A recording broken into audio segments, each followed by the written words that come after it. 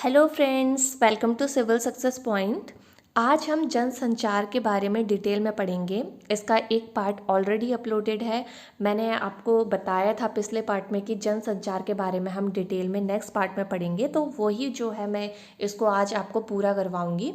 तो आपने अगर जो नए हैं चैनल में, जिन्होंने वो वीडियो नहीं देखी है, तो मैं उनके लिए डिस्क्रिप्शन में लिंक दे दूँगी। आप वो वीडियो भी देख सकते हैं और उसके जो है नोट्स बना सकते हैं। और जो नए हैं चैनल में, वो चैनल को सब्सक्राइब जरूर कर लेना और बेल प्रेस जरूर कर लेना, ताकि आपको रेगुलर वीडियोस की नोटिफिकेशन मिल सके। तो चलिए आज का टॉपिक शुरू करते हैं, जनसंचार के प्रमुख कार्य। तो जनसंचार के प्रमुख कार्य क्या क्या होते हैं, यानी कि क्या उसके जो है विशेष कार्य और प्रमुख कार्य है जनसंचार के, यानी कि लोगों तक जो संचार पहुंचता है उसका कार्य क्या है। तो सूचना देना है, शिक्षित करना है लोगों को, मनोरंजन करना है, निगरानी करना है और एक एजेंडा तैयार करना है। तो ये तो हो गए प्रमुख कार्य, इनको ऐसे ही आप नोट डाउन कर लेंगे। अब आज जो डिटेल में पढ़ेंगे वो पढ़ेंगे हम जनसंचार के आधुनिक माध्यम। ठीक है, जनसंचार के आधुनिक माध्यम कौन कौन से हैं? समाचार पत्र, टेलीविज़न, रेडियो, सिनेमा, इंटरनेट। और अब हम इनको बारी बारी से डिटेल में पढ़ेंगे। इनके एक एक पॉइंट आपको नोट डाउन कर लेने हैं। ठीक है, समाचार पत्र व पत्रिकाएं। तो जो समाचार पत्र और पत्रिकाएं हैं, ये 400 साल पहले ही जो है अस्तित्व में आई हैं। ठीक है, भारत में इसकी जो शुरुआत हुई है वो 1780 में जेम्स ऑगस्ट हिके के बंगाल गजेट से हुई। ठीक है, जो कि कोलकाता से निकला था। ठीक है, हिंदी का पहला साप्ताहिक पत्र उद्दंड मार्तंड भी 1826, देखिए ईयर आपको याद कर लेना है, 1826 में कोलकाता से ही प्रकाशित हुआ, जिसका संपादन पंडित जुगल किशोर शुक्ल ने किया था। ये नाम आपको बिल्कुल अच्छे से याद कर लेना है, पंडित जुगल किशोर शुक्ल ने। ठीक है, भारतेंदु हरिश्चंद्र जी ने भी बहुत सी पत्र पत्रिकाएं निकालकर इस क्षेत्र में विशेष योगदान दिया। स्वतंत्रता से पूर्व पत्रकारों में गणेश शंकर विद्यार्थी, माखनलाल चतुर्वेदी, प्रताप नारायण मिश्र, शिव पूजन सहाय, राम वृक्ष बेनपुरी और बाल मुकुंद गुप्त जो थे प्रमुख थे। ठीक है, अब मैंने कुछ पत्रिकाएं लिखी हैं और उनको युग के अकॉर्डिंग जो है अलग अलग लिखा है, यानी कि भारतेंदु युग में जो पत्रिकाएं आई, किसने संपादन किया, कहाँ से ये प्रकाशित होती थी और उनका प्रकाशन वर्ष लिखा है। इस चार्ट को आपको ऐसे ही बना लेना है। ठीक है, ये मैंने हर युग के लिखे हैं, भारतेंदु युग के, द्विवेदी युग के, उसी तरह छायावधि युग के। तो इसी तरह आपको भी लिख लेने हैं और इनको याद करना है। ठीक है, कवि वचन सुधा, हरीशचंद्र मैगजीन और हरीशचंद्र चंद्रिका। ठीक है, ये तीनों देखिए, जो शुरू की तीन है, इसका संपादक जो किया वो भारतेंदु हरिश्चंद्र जी ने किया, तीनों का ही। ठीक है, तो ये दो तो देखिए आपको एग्जाम में पूछी नहीं जाएंगी, क्योंकि हरीशचंद्र मैगजीन और हरीशचंद्र चंद्रिका से ही, नाम से ही पता चल रहा है कि भारतेंदु हरिश्चंद्र इसके संपादक थे। ठीक है, अगर प्रकाशन स्थान पूछा जाए तो तीनों का प्रकाशन काशी से होता था। ठीक है, तो काशी जो है इसका प्रकाशन स्थान था और ईयर आपको याद कर लेने, 1868, 1873 और 1874 में ये प्रकाशित हुए। ठीक है, अब देखिए बहुत ज़्यादा इम्पॉर्टेंट जो है वो है हिंदी प्रदीप। कई बार एग्जाम में पूछा गया है ये क्वेश्चन। ठीक है, और इन दोनों में, इन तीनों में अगर मैं बात करूं तो इम्पॉर्टेंट है कवि वचन सुधा। ठीक है, कवि वचन सुधा के संपादक थे भारतेंदु हरिश्चंद्र, प्रकाशन स्थान काशी और प्रकाशन वर्ष 1868।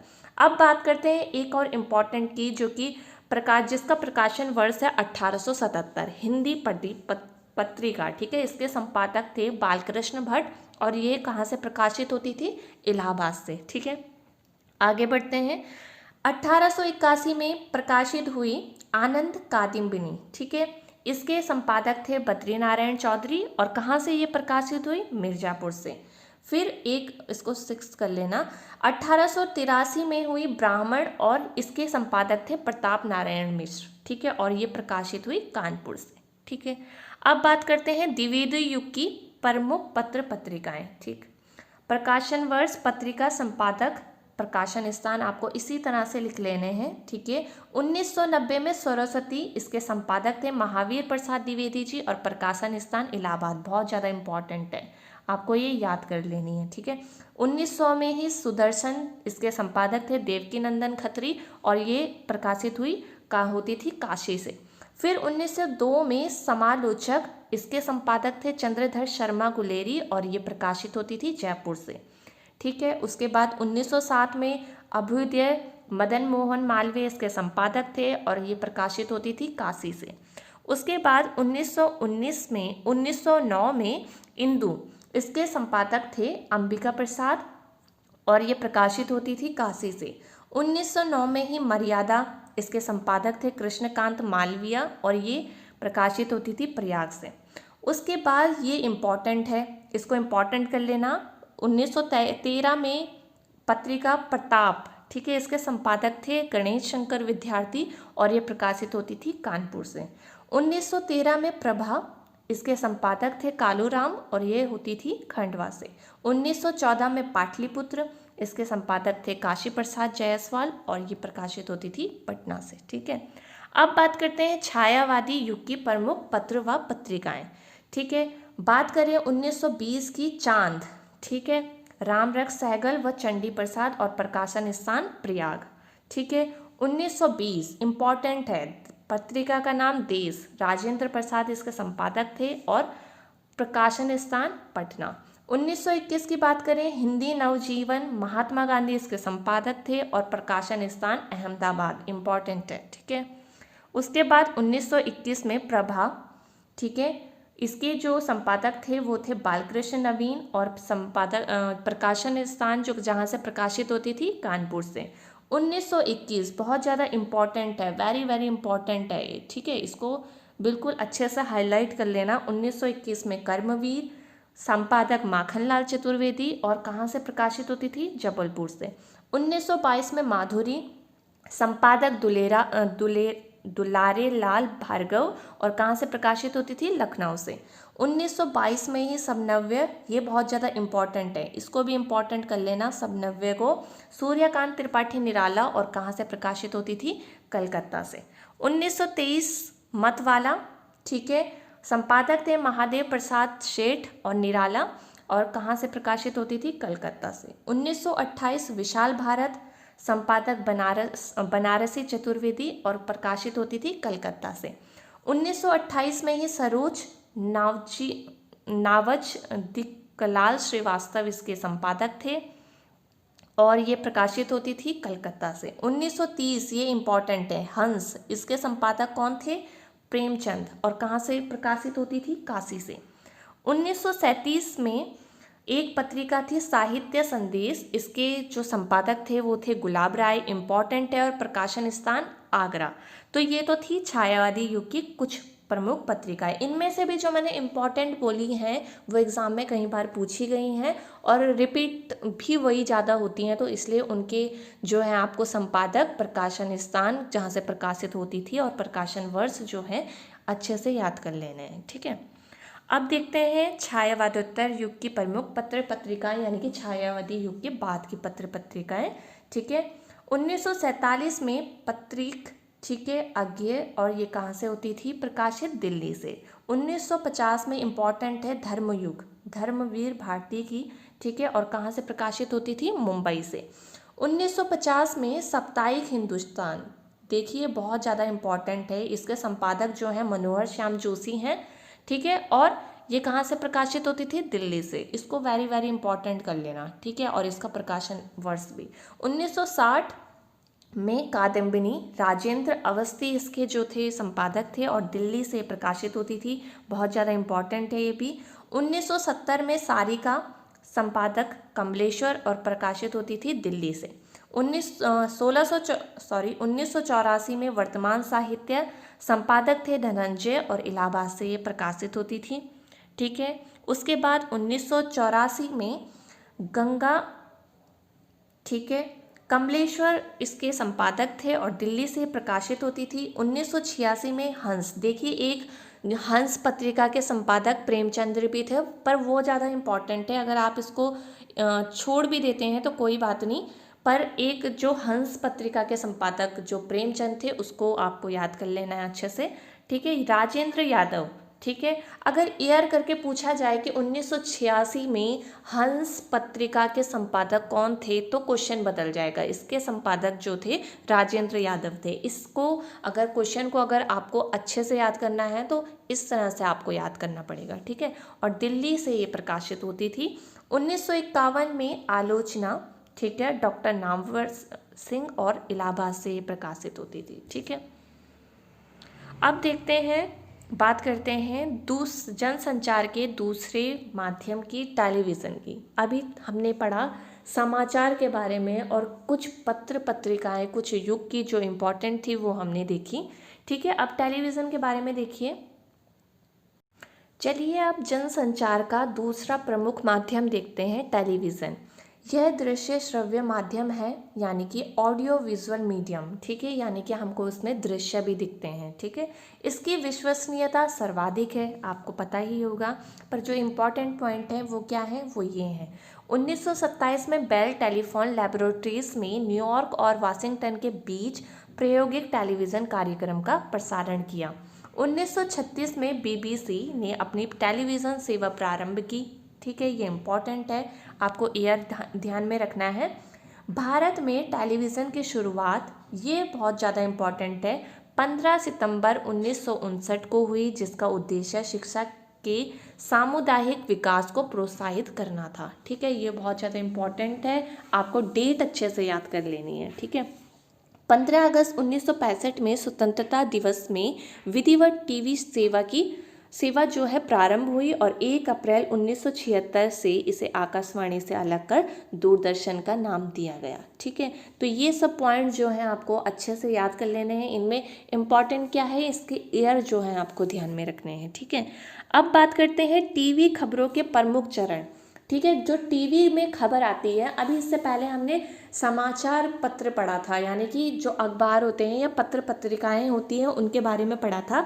अब हम पढ़ेंगे टीवी में जो खबर होती है उनके जो चरण होते हैं वो पढ़ेंगे। इससे जो है क्वेश्चन बहुत ज़्यादा आते हैं। कुछ 6-7 टर्म्स हैं, ये आपको अच्छे से पता होनी चाहिए, ये इन टर्म्स को क्या कहते हैं, ठीक है।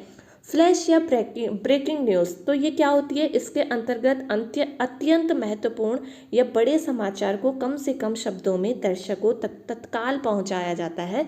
जैसे नेपाल में आया भीषण भूकंप, तो ये हो गई ब्रेकिंग न्यूज़। यानी कि कोई एंकर अगर न्यूज़ दे रहा है और अचानक से कहीं से कोई खबर मिल रही है जो कि इम्पॉर्टेंट है, तो एंकर को क्या करना पड़ता है कि वो खबर रोक करके ब्रेकिंग न्यूज़ देनी पड़ती है और उसको हेडलाइंस में भी देना पड़ता है, जो कि टीवी स्क्रीन में मोटी हेडलाइंस में दिया जाता है, उसको ही कहते हैं फ्लैश या ब्रेकिंग न्यूज़। देखिए ब्रेकिंग न्यूज़ सबको पता है, पर अगर क्वेश्चन आएगा, पूछा जाएगा तो फ्लैश पूछा जाता है, ये आप ध्यान रखिए। तो फ्लैश किसे कहते हैं, इसे ही कहते हैं, ठीक है।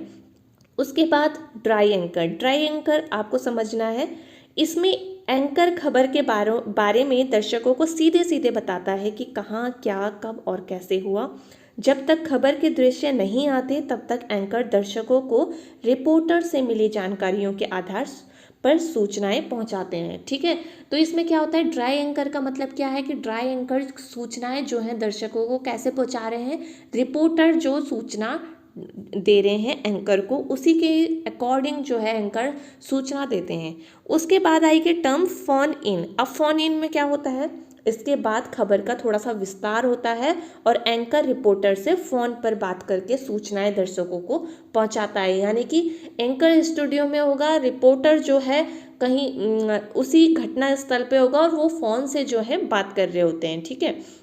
इसमें रिपोर्टर घटना वाली जगह पर मौजूद होता है, ठीक है। जो मैंने अभी कहा वही कि घटना जहाँ पर घटना हुई है, यानी कि घटना स्थल में ही जो है रिपोर्टर वहाँ पर मौजूद होगा और एंकर की जो है बात होती है रिपोर्टर से और सूचनाएं जो है फ़ोन के माध्यम से दी जाती है और वहाँ से उसे जितनी ज़्यादा से ज़्यादा जानकारियाँ मिलती हैं वह दर्शकों को बताता है, ठीक है। ये तो हो गया फ़ोन इन।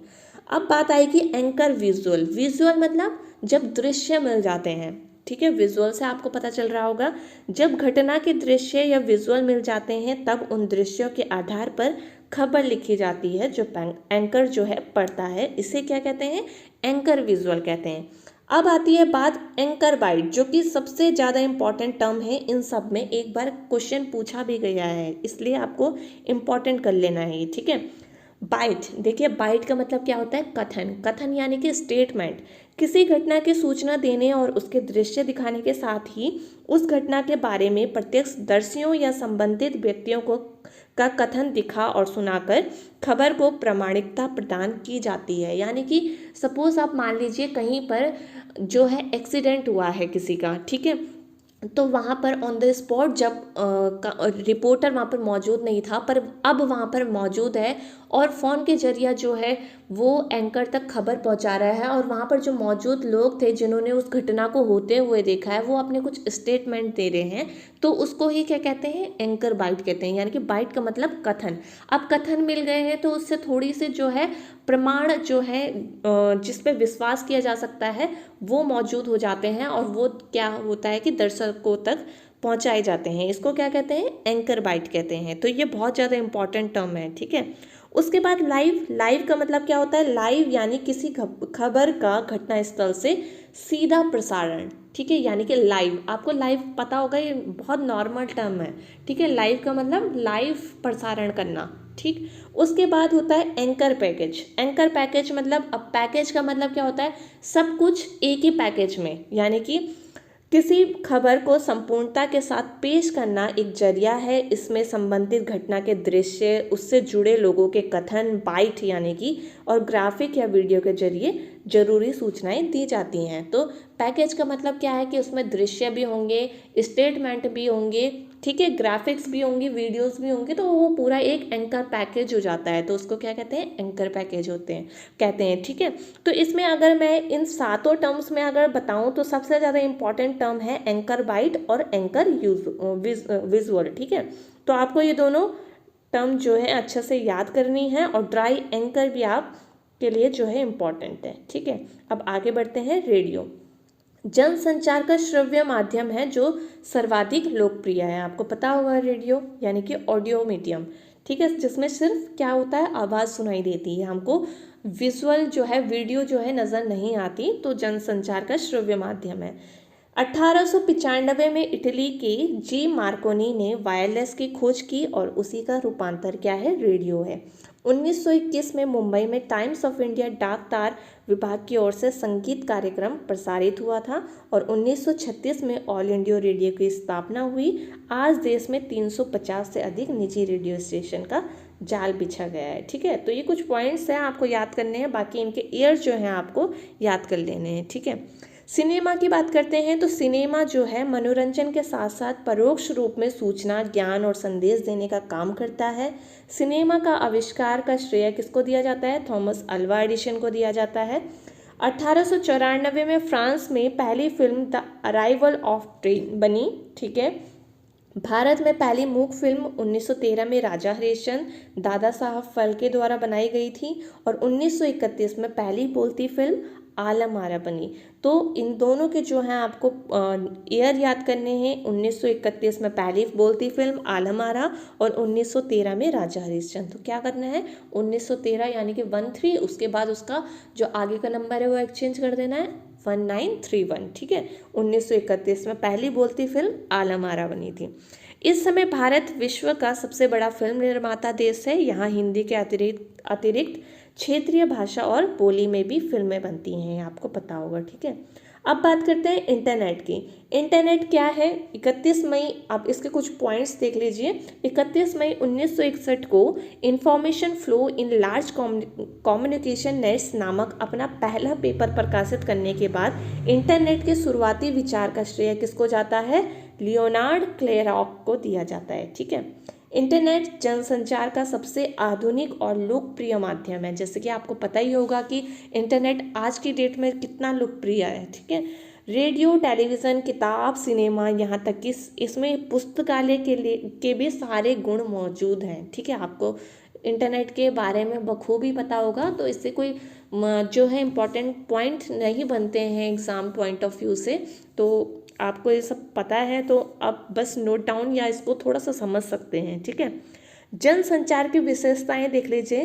जनसंचार की विशेषताएं क्या हैं, जनसंचार माध्यमों की एक महत्वपूर्ण विशेषता यह है कि उनमें अनेक द्वारपाल यानी कि गेट कीपर होते हैं। अब द्वारपाल का मतलब क्या है, द्वारपाल का मतलब समझिए, द्वारपाल का कार्य जनसंचार से प्रकाशित या प्रसारित होने वाली सामग्री को नियंत्रित एवं निर्धारित करना है। ठीक है, किसी जनसंचार माध्यम में काम करने वाले द्वारपाल ही निश्चित करते हैं कि वहाँ किस प्रकार की सामग्री प्रकाशित अथवा प्रसारित की जाएगी। तो द्वारपाल जो है उनका बहुत ज़्यादा इम्पोर्टेंट काम होता है, वही ये जो है निश्चित करते हैं कि कौन सा जो है सामग्री प्रसारित करनी है और कौन सा प्रकाशित करनी है। ठीक है, तो ये थे कुछ पॉइंट्स जो हैं जनसंचार के, जो कि आपको नोट डाउन कर लेने हैं। एग्ज़ाम पॉइंट ऑफ व्यू से बहुत ज़्यादा इम्पॉर्टेंट टॉपिक ये है। तो ये पूरा का पूरा टॉपिक जो है कवर हो चुका है, आपको इसको नोट्स बना लेने हैं। अब नेक्स्ट जो मैं टॉपिक लेकर के आऊँगी वो पत्र लेखन से होगा, तो आपको तब तक इसको अच्छे से रिवाइज करना है। ठीक है, अब नेक्स्ट वीडियो में मिलेंगे, तब तक अपना ध्यान रखिए। Bye bye, take care.